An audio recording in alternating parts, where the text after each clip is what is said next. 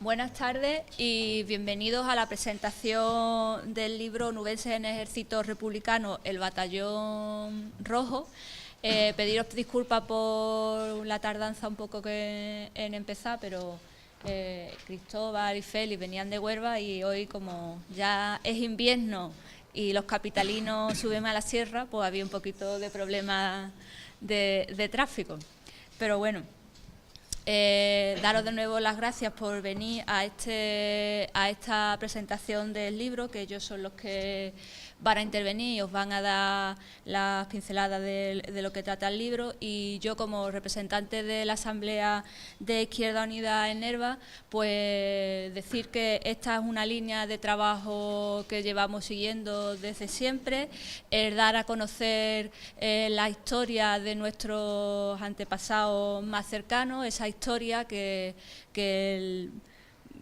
los herederos del franquismo pues luchan día a día para que se tape y para que no se conozca, y para que las generaciones de jóvenes pues no la conozcan y por desgracia pues no respeten lo que supuso la lucha de muchos hombres y mujeres que dejaron la vida a manos de la barbarie, de lo que supuso el franquismo. Yo no me voy a enredar, porque yo aquí, como se suele decir, soy convidada de piedra, y le voy a dar paso primero a Cristóbal García, profesor de la Universidad de Huelva, que ya nos ha acompañado en otras veces y que es el autor del prólogo del libro, y después pues van a explicar él mismo pues sus dos autores, que son Félix Ramos Toscano y nuestro compañero pues Miguel Ángel Collado Aguilar. Ya sin más le doy paso a Cristóbal para que os hable. Muchas gracias. Perdón porque yo he llegado un poco tarde, he calculado mal el tiempo y había también mucho tráfico. Bueno, ni que decir tiene que es un placer estar en Río Tinto. Hace unos meses estuvimos aquí presentando el libro de Miguel Ángel, y hoy vamos a presentar el libro sobre el batallón minero. Y yo creo que se aproxima un libro más amplio sobre la guerra civil en la cuenca minera, que yo creo que podrá estar para el año que viene o para el siguiente, ¿no? ¿Qué existía detrás de esta proliferación de tantos libros que se están publicando, de tan estudiada que está la cuenca minera ahora y tan bien estudiada? Pues antes de esto lo que había era un vacío enorme. Es decir, los que tenemos una cierta edad sabemos que hace 40 años era prácticamente imposible escribir sobre temas como la República, la Guerra Civil o el franquismo, era prácticamente imposible, y la historia la estaban haciendo los hispanistas ingleses, la estaban haciendo. Había una corriente de hispanistas ingleses que estaban haciendo la historia de España, la historia de los años 30, estas circunstancias tan importantes que se dieron en España en los años 30, la estaban escribiendo los hispanistas ingleses, haciendo buenas historias, pero a base de generalidades. Es decir, una vez que se ha producido los cambios que se han producido en España en estos últimos años, después de la caída del franquismo, se puede acceder a una serie de archivos que antes no estaban accesibles, y además se ha despertado el interés, como yo digo siempre, bueno, son dos personas jóvenes las que han escrito este libro, de la tercera generación, ya son los nietos de los que padecieron la guerra y la represión durante la guerra.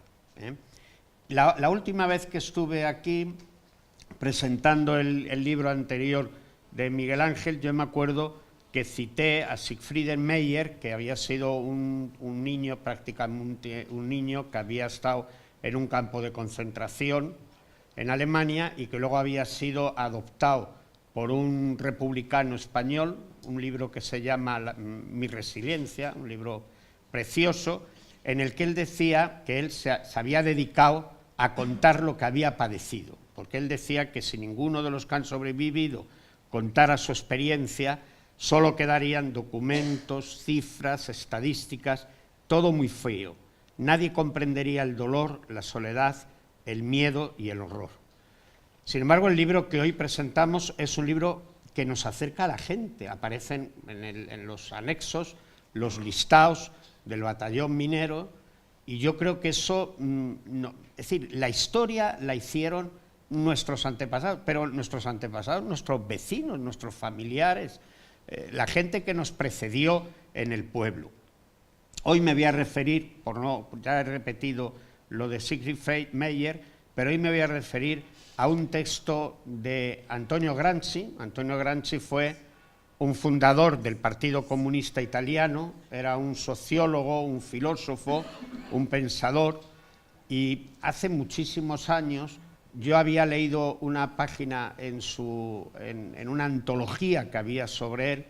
Aquel libro se me perdió, como tantos libros se pierden, y he logrado rescatarla, he logrado buscar ese texto que yo quería hoy contarles.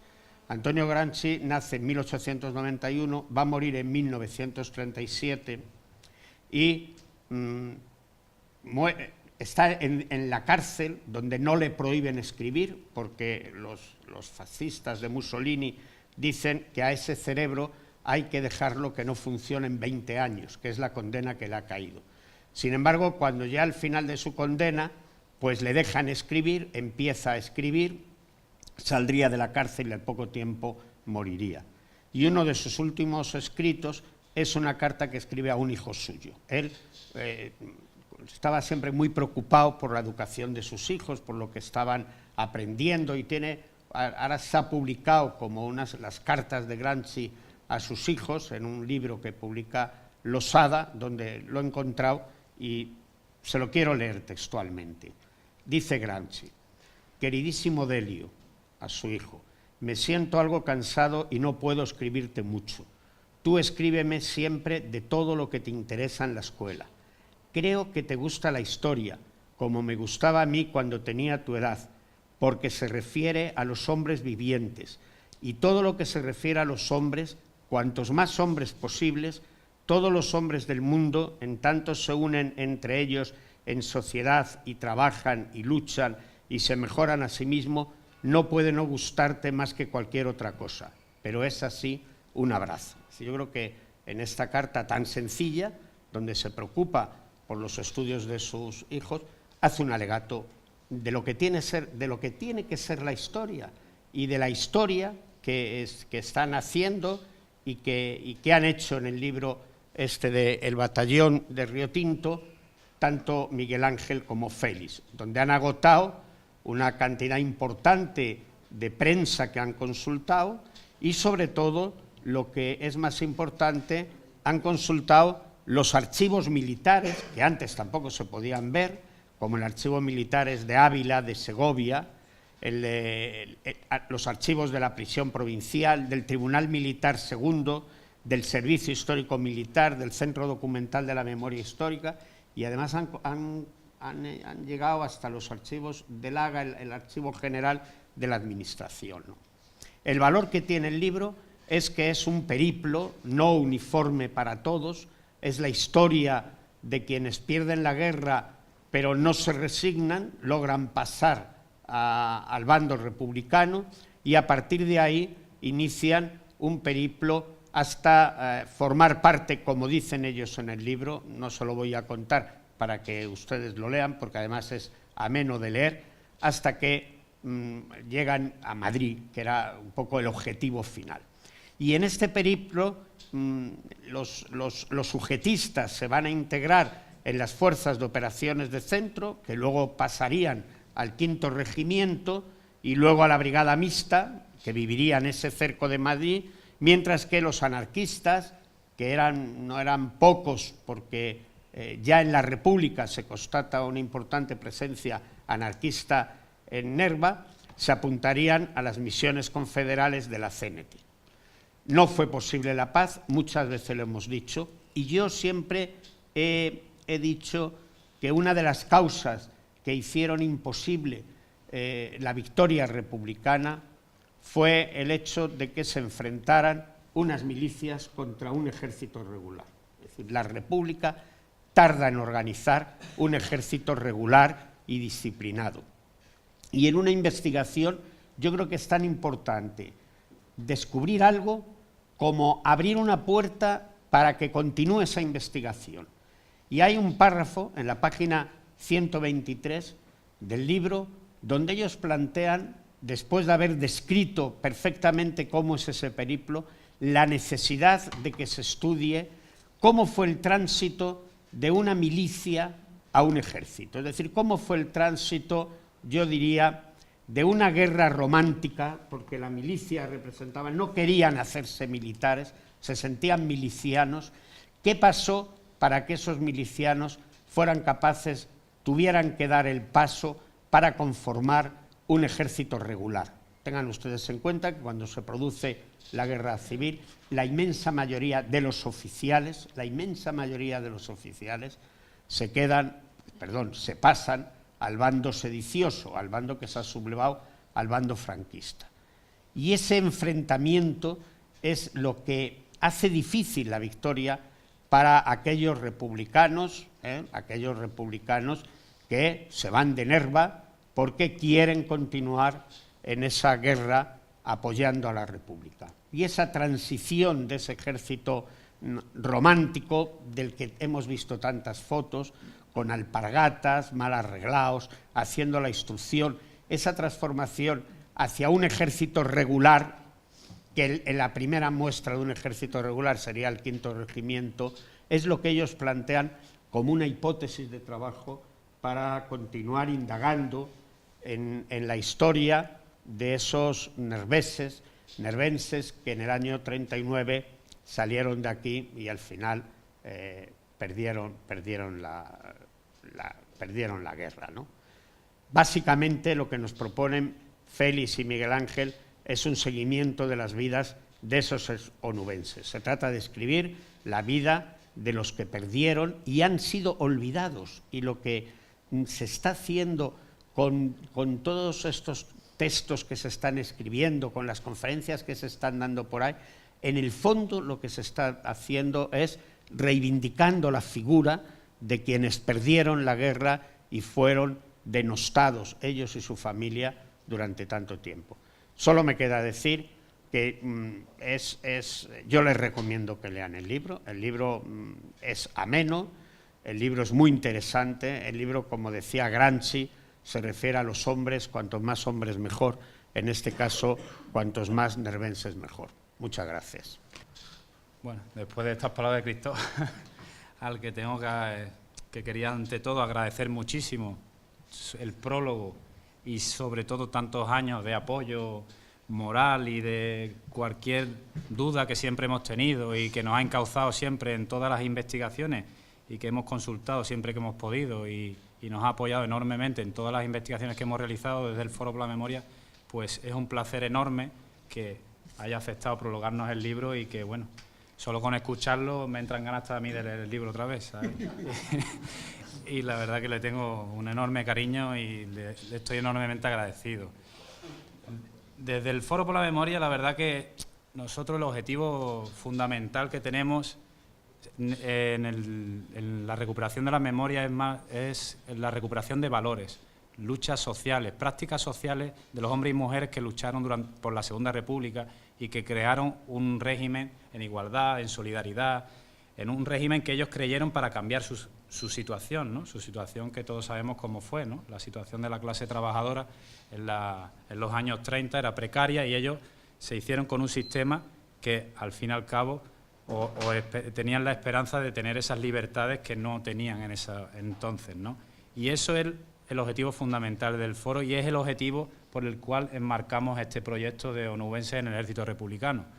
Porque yo creo que cuando hablamos de memoria lo hablamos desde un punto de vista nostálgico, ¿no? En el cual de recordar las víctimas, de los familiares que tienen una justa causa en el sentido de recuperar a sus familiares muertos y tener una justicia que se le está negando durante tanto tiempo, ¿no? Pero claro, eso es lógicamente porque el Estado no le ha dado esos derechos que lógicamente tienen las víctimas. Pero yo creo que hay que ir un punto más allá, ¿no? Tenemos que asumir la derrota de una vez y poner en valor a personas, como decía Cristóbal, que lucharon por un mundo que ellos creían que era más justo e igualitario y que por ellos murieron y padecieron la mayor represión que ha padecido este país, ¿no? Y que ha padecido el pueblo, ¿no?, español, ¿no? Entonces, eso es lo que nosotros queremos poner en valor, poner que estas personas no se resignaron y siguieron luchando. Se fueron de aquí, fueron derrotados en sus pueblos, pero no se resignaron y huyeron y fueron a Madrid y siguieron combatiendo. Y es más, crearon hasta un batallón. Para nosotros es algo que vimos que era fundamental estudiar, no está estudiado en la provincia. El batallón Río Tinto se nombra en muchos expedientes, hay mucha gente que conoce que su abuelo, su tío fue miembro del batallón Río Tinto, pero nadie sabía realmente quién era el batallón Río Tinto. Y nosotros, pues, la verdad que haciendo un poco encaje de bolillo, como se suele decir, porque no hay documentación al respecto, salvo las fichas de unos cuantos que hemos podido encontrar, que se conservan en el Archivo Salamanca, hemos visto una trayectoria o hemos podido hilar la trayectoria de lo que significó y la duración que tuvo ese batallón, ¿no? Para nosotros son personas heroicas porque, como decía Cristóbal, eran campesinos, mineros, agricultores, no tenían medios ni recursos y aún así supieron luchar y hacer frente a un ejército bien pertrechado como era el ejército franquista y sobre todo los regulares que venían de África, ¿no?, que tenían, todos sabemos, la fama que tenían de salvajes y de sanguinarios, ¿no? Pero estas personas pues estuvieron ahí y estuvieron luchando con ahínco. Desde el Foro por la Memoria nosotros hemos publicado varios libros y aparte de los sectoriales, es decir, de algunos pueblos donde hemos hablado de la represión de esos pueblos, ¿no?, que puede ser Valverde o el Almendro, siempre hemos intentado encauzar la línea de dignificar la lucha de estas personas. Hemos hecho un libro sobre la guerrilla antifranquista, que es otro estudio que tampoco se ha realizado en Huelva, que es sobre las personas que no pudieron alcanzar la zona republicana, pero estuvieron resistiendo en las sierras, ¿no?, como todos sabemos, ¿no? Muchos sabéis, pues hubo auténticas partidas guerrilleras en la zona de Huelva que hicieron frente a ese ejército y, es más, fueron capaces de desviar una parte del ejército franquista para que lucharan en Huelva, ¿no? Yo creo que eso es lo más importante de la memoria, ¿no? Ensalzar la lucha de estas personas, porque son desconocidas, son personas que no tienen nombre, son desconocidas, pero no lo tenemos donde merecen, en la historia no están donde merecen. Y estas personas que fueron guerrilleros, cuando fueron derrotados aquí, también fueron a Madrid y siguieron luchando. Muchos se exiliaron, otros fueron encarcelados y otros, desgraciadamente, murieron, ¿no? Luego, como decía, vino la derrota y a partir de ahí la larga dictadura y nunca se ha recuperado la memoria en este país. Vino esa transición donde se silenció todo, se puso un punto y aparte y estas personas se olvidaron igual que la Segunda República, como los Ateneos republicanos, como las casas del pueblo.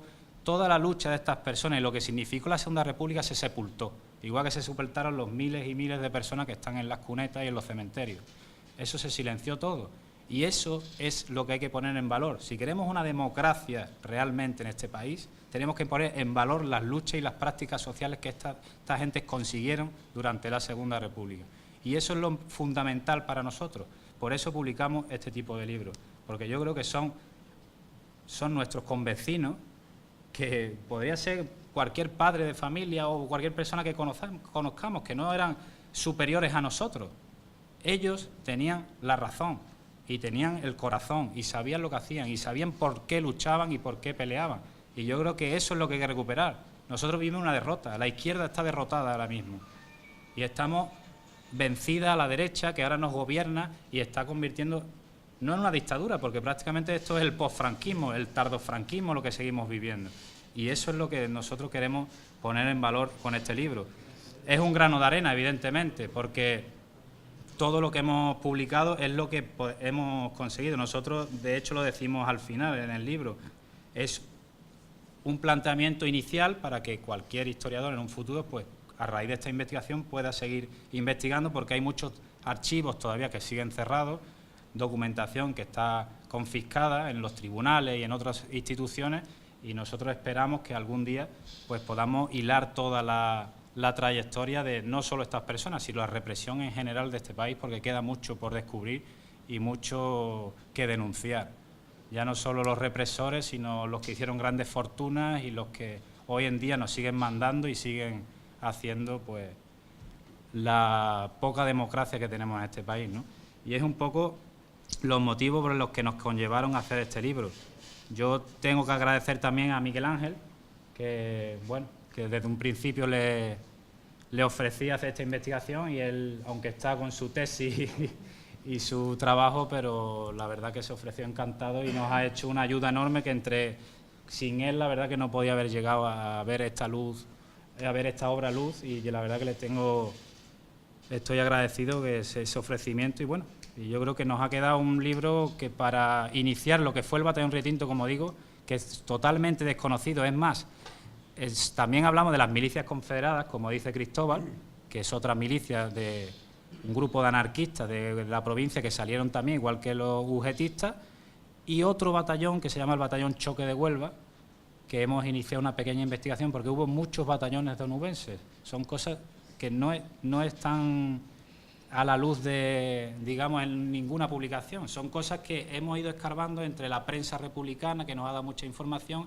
y algunos archivos que, aunque son militares y son franquistas, desde la versión franquista, pero la verdad que nos ha servido bastante para hilar una historia que esperemos que les gusten a todos y a todas.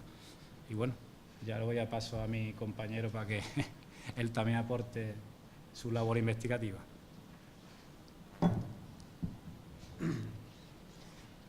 Bueno, hoy, que han pasado algunos días del 81 aniversario de que empezara el asedio de Madrid, estamos aquí para presentar un libro que trata precisamente de ese asedio, pero trata sobre todo de los onubenses que estuvieron participando en aquel asedio, que por cierto podría considerarse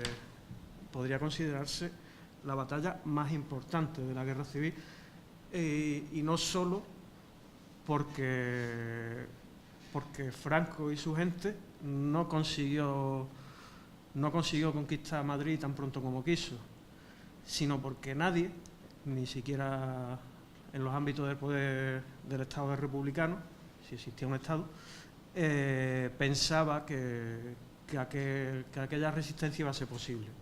De hecho, la prueba está en que Largo Caballero y el resto de su gobierno se piró de Madrid, se fue de Madrid el 6 de noviembre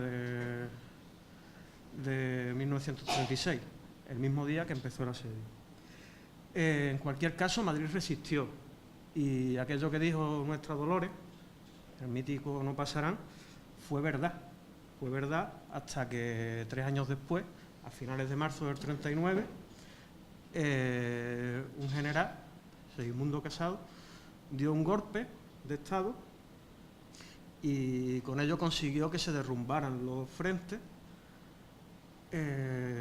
por supuesto con el apoyo de gente del PSOE, hablo de los Besteiros, etcétera, y generó una auténtica guerra civil en Madrid de los que querían rendirse contra el presidente Juan Negrín y sobre todo el Partido Comunista de España. Y cuando digo una guerra civil, es una guerra civil. Allí hubo tiros, intentaron erradicar el Partido Comunista de España, pero no lo lograron, como tampoco lo logró Franco después, ni lo logró Felipe González, ni lo logró Santiago Carrillo, aunque todos estuvieron bastante cerca de conseguirlo. Y esto que acabo de contaros por encima, la historia de cómo Madrid resistió al fascismo mientras pudo, es parte de la vida de los protagonistas del libro que nos ha traído hasta aquí. De unas existencias que es posible que estuvieran marcadas por unas luchas sindicales que no se han vuelto a ver desde finales de los años 70, posiblemente. Pero que si estaban marcadas por esas luchas sindicales, después seguro que quedaron mucho más marcadas por enfrentarse a un enemigo mucho más cruel y mucho más ruin y mucho más sanguinario que cualquiera de los anteriores. Y los anteriores eran bastante crueles, bastante sanguinarios y bastante ruines. Pensar en la Riotinto Company Limited. Obviamente la historia que contamos ahí no empieza en Madrid, empieza aquí en el norte de la provincia de Huelva y en los últimos meses de agosto en los últimos días de agosto del 36, poco después de que de que la provincia entera estuviera prácticamente ocupada por el fascismo. El camino desde aquí hasta Madrid, si ya debería ser un calvario hacerlo andando y por los cerros, imaginaos cómo debe de ser estando constantemente asediado por gente armada y dispuesta a asesinar a todo aquel que representara la anti-España. Imaginar. Fueron por Badajoz, que todavía hoy sigue siendo la ruta más corta para llegar a Madrid, y en aquellos tiempos también era la ruta que eligieron Queipo de Llano y los fascistas, para unir el frente del norte y el frente del sur. Arriba estaba Mola y abajo estaba Queipo.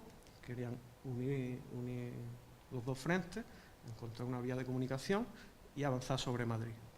Esto debería haber sido en septiembre o octubre del 36, pero a algún estratega se le ocurrió que lo que corría prisa era acabar con el asedio del Alcázar de Toledo.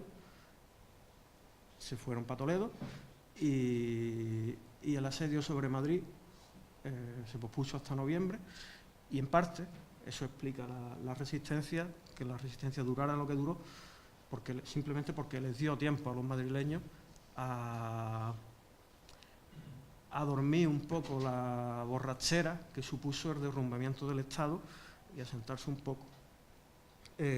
Antes de llegar a Madrid se formaron dos de los tres batallones de los que hablábamos ahí. El batallón de choque de Huelva, en el que por cierto estuvo Francisco Romero Marín, nuestro paisano, y las milicias anarcosindicalistas que salieron de aquí, cogieron por el Rosá, creo, y estaban lideradas por otro de los nuestros, digo, nervenses. Antonio Molina. Antonio Molina es un personaje que asombraría a cualquiera. Pues yo os animo a que leáis la biografía porque está en el libro. En esta última, en las milicias anarcosindicalistas, también se integró nuestro compañero camarada Joaquín Anguera hasta llegar a Madrid. Por cierto, las memorias de Joaquín Anguera también las editamos el año pasado y están a vuestra disposición. Y se mantuvo allí hasta que llegó a Madrid, y en Madrid se afilió al Partido Comunista y se alistó en la Guardia de Asalto y permaneció ahí hasta el final de la guerra. Después vino por lo que le vino a toda aquella generación, por guerra, represión y etcétera. Por supuesto, unas milicias que se crean por ahí en el campo en Badajoz no respondían a un Estado, porque el Estado prácticamente se había derrumbado después del golpe del 18 de julio, y hasta noviembre no empieza a lo que podríamos decir recomponerse, a muy duras penas. Lo dicho, dado que a quien respondía era a sus organizaciones de clase, el batallón de choque estaba formado casi por completo por gente de las Juventudes Socialistas, y la milicia libertaria por gente de la CNT, salvo alguna que otra excepción, como el caso que os acabo de contar de Joaquín Anguera. El batallón Río Tinto sí que se conformó en Madrid, y los reclutaron a base de militantes de la UGT que consiguió llegar. Hicieron una serie de llamamientos en la prensa, y creo que hay una cosa que es determinante en la formación del batallón Río Tinto, más que una cosa, un protagonismo, que es el de Eladio Fernández de Gocheaga. Creo que sin Eladio Fernández de Gocheaga hubiera sido un poco más difícil conformar el batallón Río Tinto. Eladio Fernández de Gocheaga, valga decirlo, fue el primer organizador del sindicato minero en 1912-1913. O sea, era un viejo conocido de los mineros de Río Tinto y un líder carismático. Quizá por ese motivo el batallón Río Tinto creo que tiene 800 militantes de la UGT, que se dice pronto. Juntar 800 militantes a 800 personas para que vayan a morir por algo, estamos hablando de palabras mayores, no estamos hablando de invitarlos a una cerveza. Sí, igual. Todo esto que os acabo de contar, la formación del batallón Río Tinto, también muy por encima, si queréis ver toda la secuencia, pues ahí la contamos. Ocurrió en muy poco tiempo. Ellos, imaginaros, salieron de aquí en torno al 26 de agosto y el 15 de septiembre ya estaban los primeros llamamientos en la prensa. Y en noviembre, cuando empieza el asedio de Madrid, ya están guerreando por primera vez. Guerreando, ¿no? Luchando por primera vez. No merece la pena que me ponga a contar las batallas en las que participó cada una de las 3 milicias, porque no tendría sentido entonces, si lo hiciera no tendría sentido que os leyerais el libro. Pero puede que sí merezca la pena incidir en algo que ha contado Cristóbal, en que en noviembre el gobierno de Largo Caballero decretó el fin de las milicias y que éstas se integraran en unos entes que ahora sí que estaban subordinados a lo que podríamos llamar el Estado, las denominadas brigadas mixtas. Esta transformación obviamente tuvo varias implicaciones, pues desde la implantación del saludo militar a los uniformes y a todo lo que lleva el establecimiento de un ejército regular.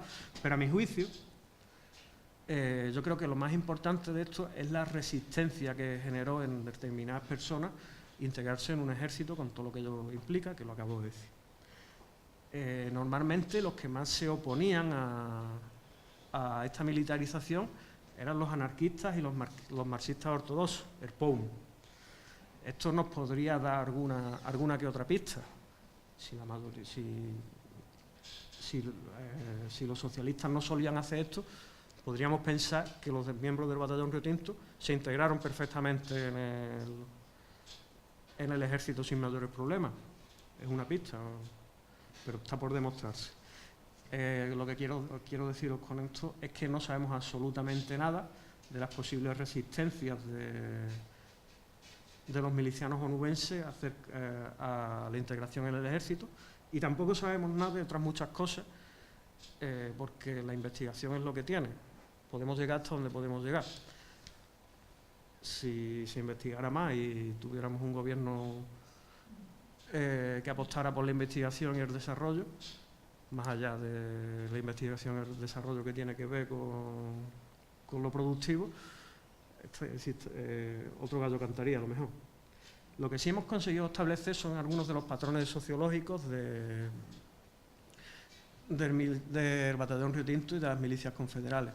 Sabemos cuál era la edad media de sus componentes, cómo estaban distribuidos por grupos de edad, por población de origen, cuáles eran sus trabajos, cuáles eran sus nombres, que es lo más importante quizás, pero si queréis conocerlo, pues obviamente vais a tener que leer el libro. Yo no me voy a poner a recitar una lista de nombres.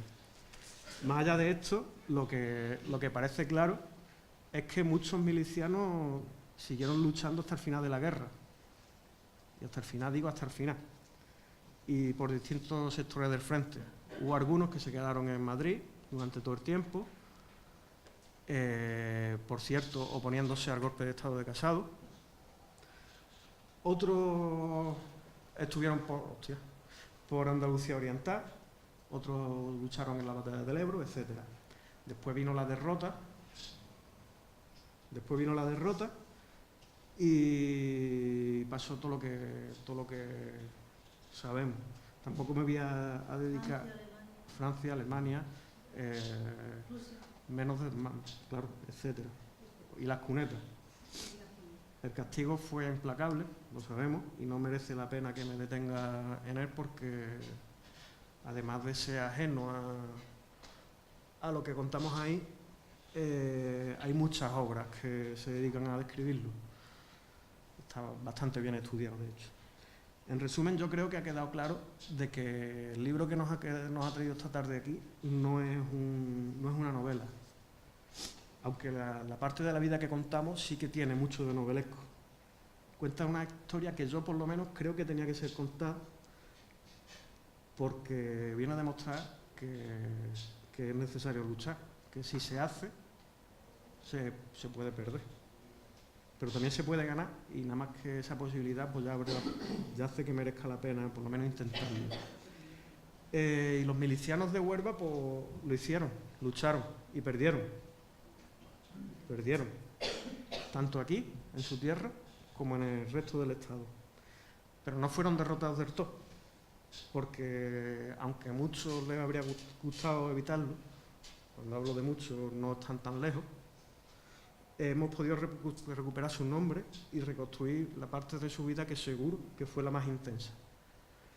Y por último, pues no quiero dejar de agradecerle al Foro por la Memoria de Huelva que haya contado conmigo para participar en este proyecto, porque siempre es un placer darle voz a los ignorados por la historia oficial, a Cristóbal por acompañarnos esta tarde y habernos escrito un prólogo que es mucho mejor que lo que viene después. A Isa, porque siempre está aquí y se lo merece.